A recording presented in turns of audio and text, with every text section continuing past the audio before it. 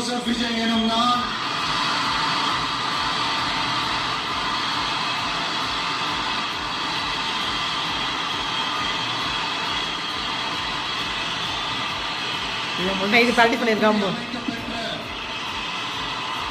இந்திய அரசியல் அமைப்பின்பால்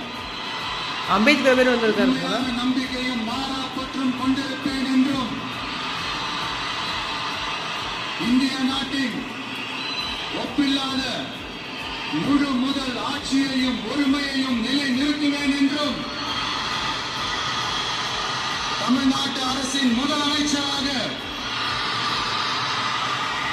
உண்மையாகவும் உளச்சான்றின்படியும்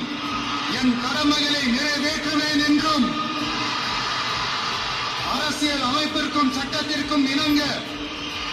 அச்சமும் ஒருதலை சார்பும் இன்றி விருப்பு வெறுப்பை விலக்கி